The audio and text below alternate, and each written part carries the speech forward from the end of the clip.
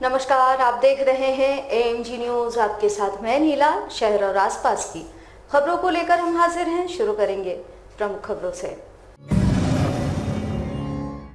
Tokyo Olympic में भारतीय खिलाड़ियों के सम्मान में भाजपा युवा मोर्चा ने आयोजित की चीयर फॉर इंडिया। जमशेदपुर में पूर्व मुख्यमंत्री हुए शामिल। झामुमो ने स्थानीयों को नौकरी दिए जाने की मांग पर टाटा स्टील गेट का किया घेराव, घंटों रखा गेट को जाम। अयोध्या राम मंदिर शिलान्यास के प्रथम वर्षगांठ पर भाजपा ने दीप जलाकर लगाए जयकारे, लड्डू वितरण कर मनाई खुशियां।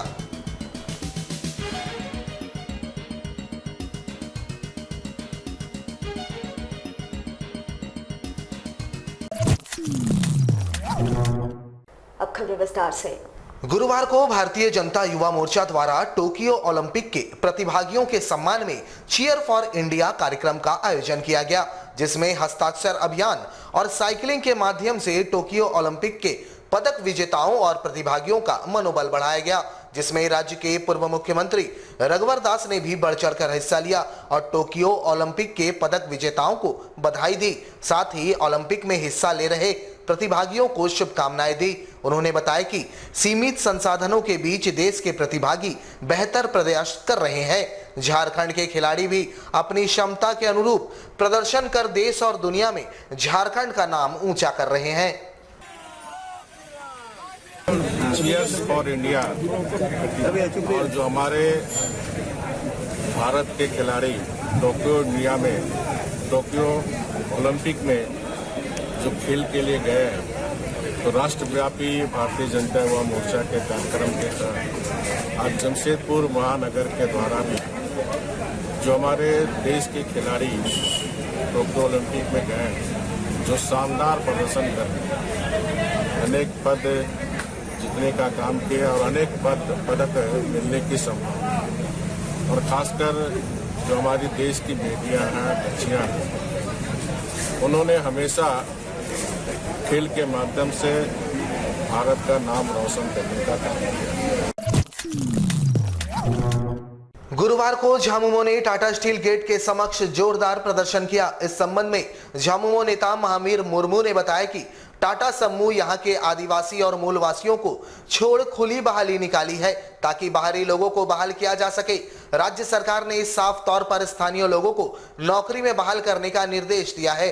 बावजूद इसके टाटा स्टील बाहरी लोगों को साजिश के तहत बहाल कर स्थानीय युवाओं को रोजगार से वंचित रखना चाहती है। उन्होंने टाटा समूह को चेतावनी देते हुए कहा कि अगर टाटा समूह बहाली में स्थानीय लोगों के आवेदन की अवहेलना करती है तो टाटा समूह को गंभीर परिणाम भुगतने होंगे। गौरतलब है कि टाटा स्टील द्वारा अप्रेंटिस सहित कई पदों के लिए बहाली निकाली गई है, जिसमें योग्य अभ्यर्थियों के आवेदन आमंत्रित किए गए हैं। हालांकि इस बहाली में देश के किसी भी राज्य के योग्य युवा आवेदन कर सकते हैं। इसको लेकर झामुमो में नाराजगी है। आज भी अगर आप चाईबासा चल जाइएगा तो वहाँ पर एक औरत एक कपड़ा पे अपना तन को ढक के रखती है। आज भी वहाँ पर बच्चा लाल पानी पीने को मजबूर है, शुद्ध वाटर नहीं मिलता उसको। आज भी वहाँ पर शिक्षा के नाम पर कुछ नहीं है। तो हमेशा से ही यहाँ के लोगों के साथ टाटा कंपनी भेदभाव करता है। आप पूरे जमशेदपुर में घूम लीजिए, अगर यहाँ के स्थानीय लोगों को एक भी यहाँ गुमटी तक अलॉट किया है तो बड़े बड़े पूंजीपति लोगों का ना जाने कहाँ से लेके बसाया, सबको दुकान मकान भवन सब बना के लेके दिया। लेकिन यहाँ का झारखंडियों को एक तो अगर घुमटी खोजिएगा ना, झारखंडियों के नाम पर एक घुमटी तक यहाँ पर नहीं है। तो शुरू से ही यहाँ पर ये भेदभाव करते हुए आ रही है। अब ये नहीं चलेगा। अब झारखंड में झारखंड मुक्ति मोर्चा का शासन है और ये भेदभाव नहीं चलेगा। हमारे माननीय मुख्यमंत्री जी ने तो घोषणा कर दी है, जो भी अब यहाँ पर बहाली होगी 100% झारखंडियों की बहाली होनी चाहिए, कोई भी छोटी हो बड़ी हो कंपनी हो कोई भी हो। जमशेदपुर में भाजपा मानगो मंडल के द्वारा अयोध्या राम मंदिर शिलान्यास के पहले वर्षगांठ को मनाते हुए दीप जलाकर जय श्री राम के जयकारे लगाए गए। साथ ही लड्डू भी वितरण किया गया। बता दें कि 5 अगस्त का दिन मोदी सरकार के लिए काफी अहम है, चूंकि 5 अगस्त को ही कश्मीर से धारा 370 और 35A हटाया गया था और 5 अगस्त को ही अयोध्या में राम मंदिर का शिलान्यास किया गया था। इस शिलान्यास के प्रथम वर्षगांठ को देश भर में भाजपा ने मनाया, जमशेदपुर में भी भाजपाइयों ने इस खुशी के मौके पर द्वीप प्रज्वलित कर जय श्री राम के जयकारे लगाए। साथ ही आम जनमानस के बीच लड्डू का वितरण कर खुशियां मनाई। 5 अगस्त को ही कश्मीर से धारा 370 और 35A का खात्मा मोदी जी की सरकार ने किया था। पिछले वर्ष 5 अगस्त को ही अपने आराध्य देवता, जिनके लिए हम हमेशा कहा करते थे जहां जन्म हुए श्री राम लला मंदिर वहीं बनाएंगे, आज ही के दिन 5 अगस्त के दिन मोदी जी के नेतृत्व में मंदिर की आधारशिला रखी गई थी, भूमि पूजन किया गया था। आज हम भूमि पूजन का पहला वर्ष मना रहे हैं। भारतीय जनता पार्टी मानगो मंडल के द्वारा अयोध्या में जो पिछले वर्ष 5 अगस्त को शिलान्यास हुआ था, आज उसका पहला वर्षगांठ है और मानगो का पूरा देश का हिंदू समाज आज इस 1 वर्ष पूर्ण होने पर खुशी और हर्षोल्लास के साथ दीप प्रज्वलित कर लड्डू वितरण का कार्यक्रम मानगो मंडल के द्वारा किया जा रहा है। राज्य में पॉलीथीन पूरी तरह प्रतिबंधित है, लेकिन यह कहना गलत नहीं होगा कि इसके पीछे बड़ा खेला चल रहा है। जब प्रशासन सजग होती है तो पॉलीथीन बिकना बंद हो जाता है। जैसे ही प्रशासन सुस्त होती है, धड़ल्ले से पॉलीथीन की बिक्री शुरू हो जाती है। जमशेदपुर में अक्षेस के द्वारा गुरुवार को बड़ी कार्रवाई करते हुए करीब 2 क्विंटल पॉलीथीन जब्त किया गया है। साथ ही 2 कारोबारियों को हिरासत में लिया गया है। इस संबंध में जमशेदपुर अधिसूचित क्षेत्र समिति के सिटी मैनेजर ने बताया कि अक्षेस द्वारा सड़क पर अवैध रूप से खड़ी गाड़ियों का हवाल निकाला जा रहा था। इसी क्रम में एक गाड़ी पर बोरे में पॉलीथीन लदा पाया गया। बाइक सवार से पूछताछ के क्रम में थोक कारोबारी की जानकारी मिली, जिसे हिरासत में लिया गया। उन्होंने बताया कि शहर में कोलकाता के रास्ते पॉलीथीन मंगाया जाता है, जिसकी जांच की जा रही है। गाड़ियों का जो हवा खोल रहे थे हम लोग जो पार्किंग में रोड में लगी, तो करने के दौरान एक 2 व्हीलर में बोरा पे सामान लेके जा रहे थे और कुछ चेक किए तो उसमें प्लास्टिक निकला, जो प्रतिबंधित।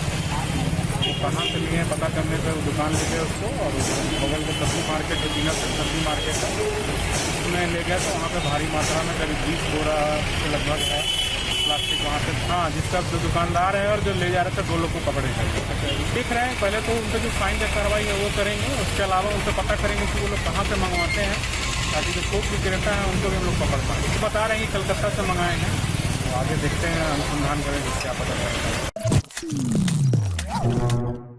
कोल्हान के इकलौते सरकारी मेडिकल कॉलेज अस्पताल एमजीएम अस्पताल से सफाई कर्मियों ने सरकार के खिलाफ स्थायीकरण की मांग को लेकर प्रदर्शन किया। दरअसल इन्होंने स्वास्थ्य विभाग द्वारा सफाई कर्मियों के लिए निकाले गए निविदा के विरोध में प्रदर्शन किया। इनका कहना है कि अविभाजित बिहार के समय से अस्पताल के सफाई कर्मी स्थायीकरण की मांग उठा रहे हैं। सरकार और स्वास्थ्य विभाग हर बार इन्हें आश्वासन देकर इनके आंदोलन को स्थगित करवाती है। वर्तमान स्वास्थ्य मंत्री ने भी इन्हें भरोसा दिलाया था कि इनके स्थायीकरण को लेकर विचार किया जाएगा, लेकिन उन्हीं की अनुशंसा से अस्पताल में सफाई कर्मियों के लिए निविदा निकाली गई है। इसमें यहां के सफाई कर्मियों को गहरा आघात लगा है। सफाई कर्मियों ने स्वास्थ्य मंत्री से अपने आदेश पर पुनर्विचार करने की मांग की, साथ ही चेतावनी दी कि अगर 1 हफ्ते के भीतर निविदा रद्द नहीं की जाती है तो उन्हें स्थायी नहीं किया जाता है तो सभी सफाई कर्मी आंदोलन के लिए बाध्य हो जाएंगे। 20 वर्ष से बिहार अलग होने के बाद से ही झारखंड गठन के उपरांत ठेकेदारी पर सफाई का कार्य कराया जाता है। लगातार हमने मांग रखी है स्थायीकरण की, सफाई कर्मचारियों की, लेकिन ना तो कोई मंत्री सुनता है, ना ही कोई मुख्यमंत्री सुन पाए।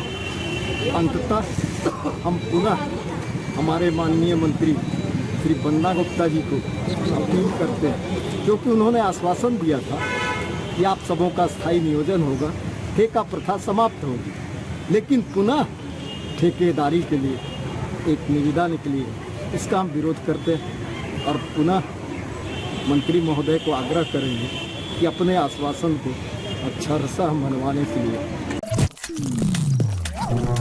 झारखंड आंदोलनकारी मंच द्वारा आगामी 15 एवं 16 सितंबर को जमशेदपुर में झारखंड राज्य के आंदोलनकारियों के लिए एक सभा का सह सम्मान समारोह का आयोजन किया जाना है, जिसमें राज्य के मुख्यमंत्री भी शामिल होंगे।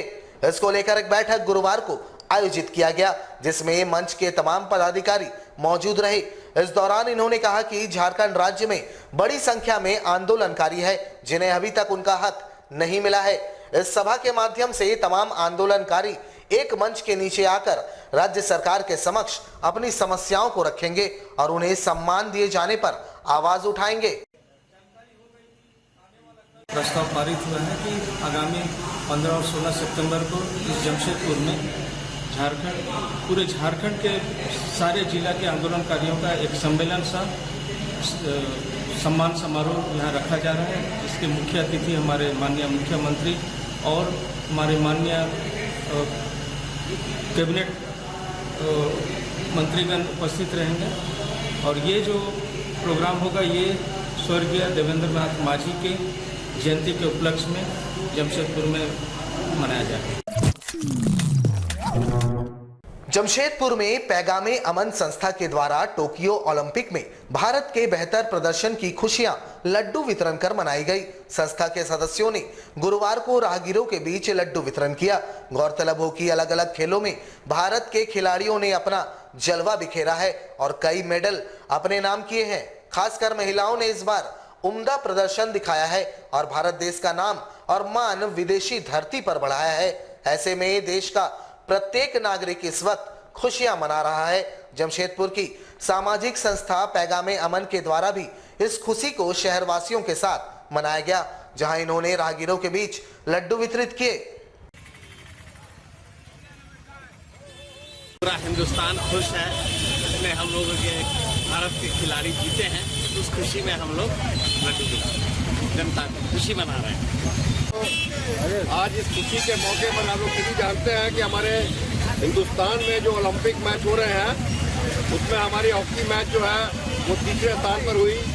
पहलवान में जो है रवि पुनिया जो है वो रजत में आए और भी कई जो है सिल्ली भी जीती। जितने लोग भी हमारे जीते हैं लोग हैं उन सभी लोगों को हम लोग उनके परिवार के प्रति हम लोग उनको बधाई देते हैं, धन्यवाद भी करते हैं। जो प्रोग्राम हुआ है और इसके लिए मैं इनका भी धन्यवाद करना चाहता हूं और साथ ही साथ पूरे समाज का सभी लोगों का जो है हम लोग धन्यवाद करते हैं। और आज इसी खुशी में आज जो है लड्डू वितरण का जो कार्यक्रम जो है ये विकास मंच द्वारा जो है रखा गया है। जमशेदपुर में सीपी कबीर क्लब के द्वारा सावन महोत्सव का आयोजन किया गया, जहां विवाहित महिलाएं 16 सिंगार के साथ महोत्सव में शामिल होकर सावन के गीत गुनगुनाती रही। टूला डुंगरी स्थित सीपी कबीर क्लब महिला समिति द्वारा सावन महोत्सव का आयोजन किया गया, जहां समिति की अध्यक्ष देवकी साहू सहित कई विवाहित महिलाएं सावन महोत्सव में शामिल हुई। वहीं आयोजक समिति द्वारा कई प्रतियोगिताओं का भी आयोजन किया गया, जहां बुजुर्ग महिलाओं को अतिथि के तौर पर आमंत्रित किया गया। वहीं बेहतर प्रदर्शन करने वाली महिलाओं को पुरस्कृत भी किया गया। सीपी कबीर क्लब महिला समिति के द्वारा आज सावन महोत्सव का कार्यक्रम हुआ, जिसमें महिलाएं खूब जमकर मस्ती की, 16 सिंगार करके आई थी। हरी साड़ी हरी परिधान में महिलाएं आई थी। छत्तीसगढ़ी वेशभूषा में तैयार होकर आई थी और छत्तीसगढ़ी पर्व त्योहार को इसमें दर्शाया गया। जितने भी हमारे सावन महीना से छत्तीसगढ़ी पर्व चालू होते हैं वो सभी महिलाएं के द्वारा दर्शाया गया। महिलाएं जो मेहंदी प्रतियोगिता में भाग लेती थी और हर साल की भांति इस बार भी महिला समिति के द्वारा शपथ ले लिया। इतना ही थाली में व्यर्थ न जाए, थाली में भोजन बर्बाद नहीं करने के लिए ये हम लोगों की हर साल की शपथ लेते हैं हम लोग। आने वाले नगर परिषद चुनाव को लेकर सुगबुगाहट तेज होती जा रही है, जिसे लेकर आजसू पार्टी के द्वारा जुगसलाई स्थित पार्टी कार्यालय में एक विशेष बैठक का आयोजन किया गया, जहां पूर्व मंत्री रामचंद्र सहीस ने इस बैठक में शामिल हुए और पार्टी कार्यकर्ताओं को आवश्यक दिशा निर्देश दिया। कुछ ही दिनों के बाद जुगसलाई नगर परिषद का चुनाव है। चुनाव के पूर्व पार्टी के संगठन को मजबूत करते हुए पार्टी में जुगसलाई नगर परिषद कमेटी का गठन किया जा रहा है, जहां कार्यकर्ताओं को नगर परिषद चुनाव में 100% अपनी सहभागिता सुनिश्चित करने का निर्देश पार्टी के प्रधान महासचिव रामचंद्र सहीस ने दिया। जुगसलाई नगर परिषद क्षेत्र में आज पार्टी की विशेष रूप से बैठक बुलाई गई है।